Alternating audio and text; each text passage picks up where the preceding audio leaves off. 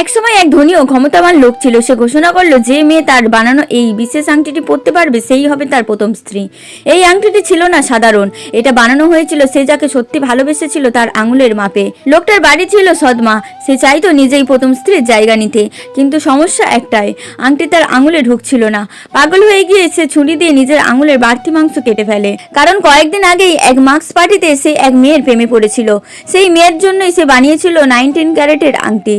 এই সত্য জানার পর সদমা আর তার নকল পুত্রবধূ রেগে যায়। বিয়ের ঠিক আগে তারা আসল মেয়েটিকে একটা ঘরে আটকে রাখে। এরপর বাটলার আংটি এনে বলে যে এই আংটি পরতে পারবে সেই হবে বউ।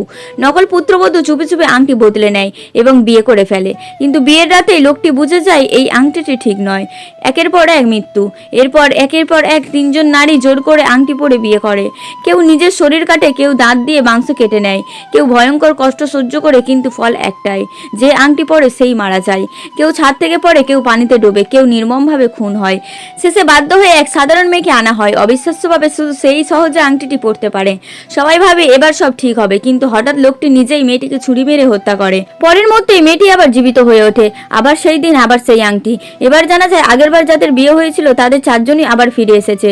লোকটা বলে আমি যাকে ভালোবেসেছি সে ওই 4জনের মধ্যেই একজন। সবাই ভয় পেয়ে যায়, কে সেই আসল প্রেমিকা। সিসি ফুটেজ দেখে জানা যায় লোকটা 4জনকেই আগে দেখেছিল।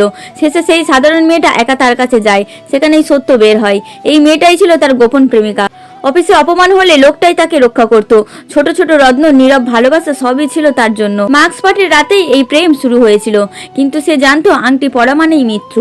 তবুও সে সামনে এসে বলে আমি বিয়ে করব, কারণ সে বুঝেছিল সেই ছিল তার হৃদয়ের মানুষ। ভালোবাসার জন্য সে মৃত্যুকেও মেনে নিতে প্রস্তুত।